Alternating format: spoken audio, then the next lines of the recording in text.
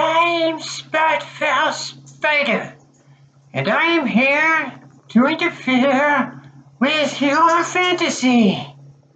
There will be no games this week, as I have confiscated.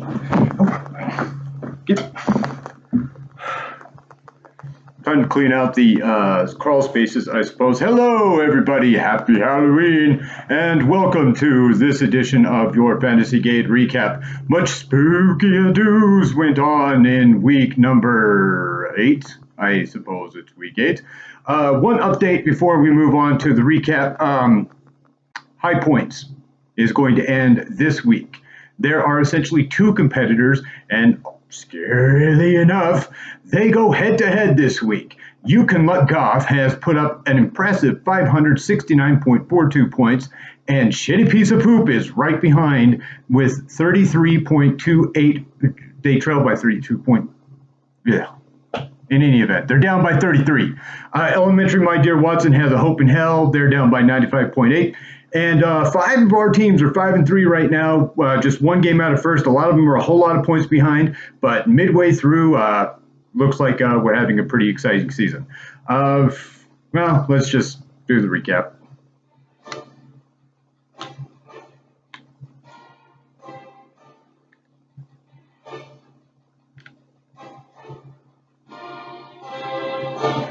Kicking off this week with one of the hottest teams, You Can Let Goff, facing a not-too-hot team, Yohan Candid Kamara. All the pieces, candidly, were there for a big week as both Kenny Golladay and Mike Evans went off the sheet. But without Kamara and with one too many cousins, the Candid squad could not overcome their tight end points being locked up in Fort Knox. Goff and Cup stacked up the points, and free agent acquisition Montgomery was the icing on a win for our new first-place team.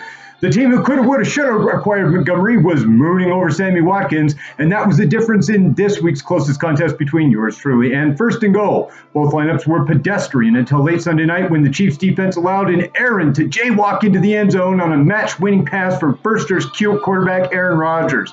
Montgomery was 20 points better than Watkins. Too bad, so sad. Shell Dog loses again. This week's edition of the Toilet Bowl was a two-way one-sided affair between Elementary My Dear Watson and Bruce Don't Call Me Leroy. This was the lowest scoring match of the week thanks entirely to Kung Fu Master, whose 3 starting receivers totaled fewer than 5 points. The eponymous Elementarian quarterback and Dalvin Cook scored enough together to win the match, probably a good thing as their 5 of their other starters averaged just over 5 apiece. Grasshopper dropped 6 straight, home sidekick climbing up. Our next contest found our 2 newcomers, Doc and Squirrel, in a close contest. The Fantasy Knights were led yet again by the New England defense, while the OBJYN squad drove Derek Carr through Lamar Jackson's bye week. The difference on Sunday was that the Niners D kept pace with the Pats. The Knights had an outside chance to break their 6-game skid on Monday if only every Pittsburgh score had gone through tight end streamer Vance McDonald. No such luck.